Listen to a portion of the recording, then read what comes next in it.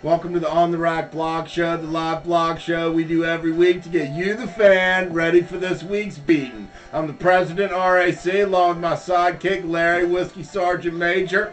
We're 6-2, Larry. How does that make you feel?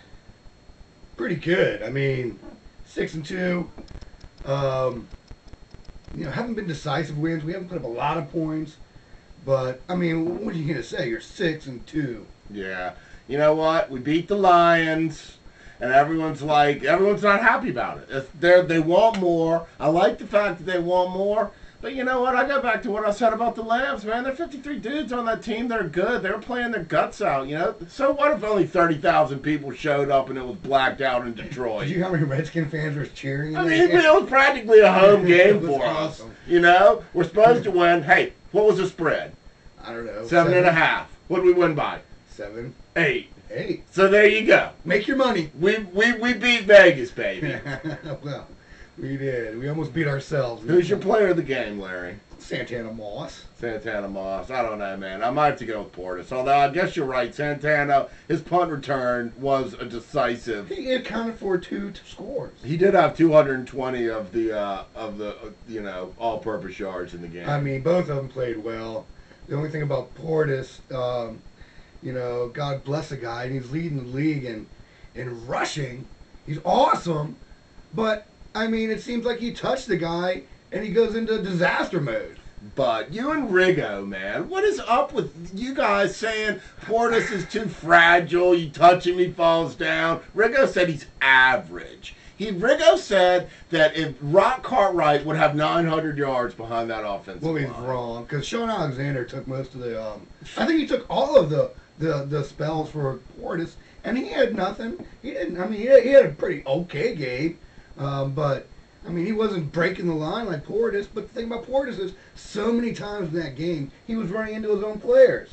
I mean, he'd run right up the back of Kendall, higher, and I don't know. And then, if you touch him, he loses his balance and he's down. Dude, he had 120 yards. I say God bless him, he's fucking a beast. I mean, he's awesome, you know? I mean, I guess this is what we do, is we nitpick when you're 6-2 and he's leading the league in rushing and about to, oh, by the way, break all Redskin rushing records. But come on, man. Let's just call a spade a spade. The dude is awesome. Awesome. He is a great running back. He's one of the greatest running backs we've ever had. I mean, and you know what? I think Riggo's pissed he's going to break his record. Probably. You know what, Riggo? Get over it, dude. That's all I gotta say. You weren't so good after all. Dude, what's up with all our injuries?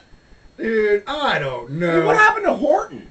High ankle sprain. When did it happen? In the warm-ups? I don't know. I mean, that really ticked me off. And they showed all the people that were like, not going after warm-ups. Samuels. Oh, I don't feel good. Horton.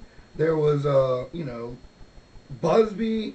These guys, if that was a playoff game, they're playing.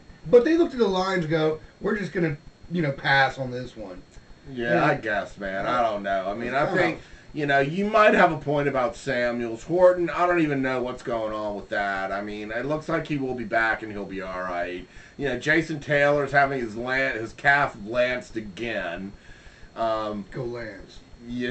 So I don't know, man. Let's just hope that these guys are nothing serious, and let's just pray that Santana's hamstring isn't a real issue, because that would be the one that could be a dagger. That could be a dagger for sure. Jason Campbell, dude, he's kicking ass, man. Yeah. 82% of his passes, 23 of 28, man. He's a monster. Amazing. And you know what? Probably 70% of those were fall on the ground catches. I think if that guy, I don't want to nitpick on him again, but if he gets that ball out there in the right place, you get some, as we like to say, RAC yards. Right. Well, so now the problem is we're not catching it good enough. We're catching it. We're just not catching it properly. Honestly, I watched the game last night again, and I appreciate that. And what he's doing is he's throwing at the receiver. He's not not a bad thing when they're catching the ball. Right. But he's not like leading them. He's not like timing patterns where they can run at the ball. All right. Well, maybe this is how we can go from getting 450 yards and scoring 25 points to getting 450 yards and scoring 45 points. Right. But he is kicking ass, He man, is. you know. And I mean, you know, the thing is, let's remember, first-year coach, first year in this system. He hasn't thrown an interception yet. He's got like 100 QB rating. He's one of the top QBs in the league. Can you imagine where he's going to be in like 2 or 3 years, dude? I don't Awesome. know. Time will tell. Awesome. I hope so. Chris Cooley.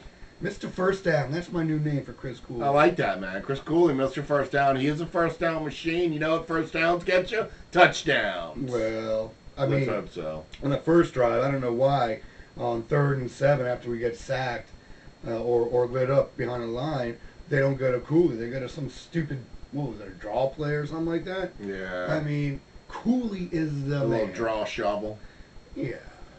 Yeah, I don't know, man. Cooley's playing a great game. You know, the fumbles are kind of hurting us, but whatever, man. He's awesome. He should go to the Pro Bowl. He's definitely one of the top tight ends in the league. For man. sure. Just can't say enough about him. Him and Santana and Portis. We have one of the top tight ends, one of the top wide receivers, and one of the top running backs in the NFL. The top running back in the NFL. You know, plus Campbell, one of the top QBs. You know, how can we complain? You know what else I heard? This time last year, we scored like 150 points. This year, we got 168.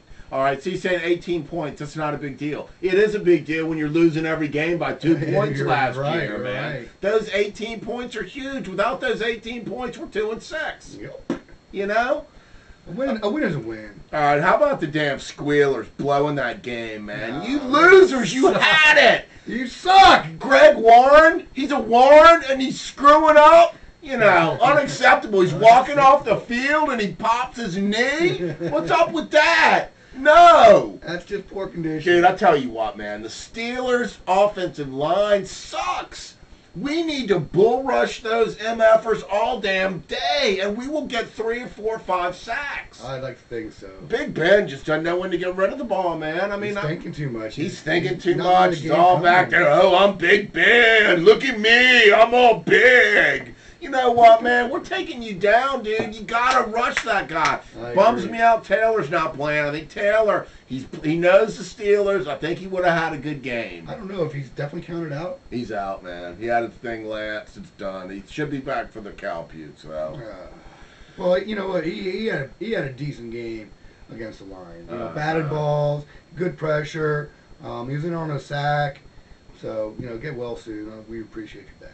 There you go. We're at the halfway point, 6-2. If the season ended today, we'd be the 5th playoff spot going to Arizona to play the first game of the playoffs. We need to win, baby. We got to win the division. Got to beat the Giants. I tell you what we need, Larry. We need the Cowboys to come through this weekend and beat the Giants. That is going to be huge, man.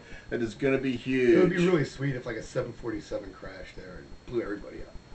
Well, let's not go there, Larry. But anyway, what we need to do is keep on winning. If we can finish 12-4, I think we'll have a good chance to win the division, and I think we're going to get us a home playoff game, which is what we all want. Yeah, let's not think about what the Cowboys need to do. Let's just go in there and think about what we need to do as Steelers. There you go. That's it for this week. Hail to the Redskins. Hail to the Redskins. Big game this week against the stinking Steelers. Monday Night Football at FedEx Field. We'll be there. We'll be there. Let's go. Hail to the Hail Redskins. to the Redskins.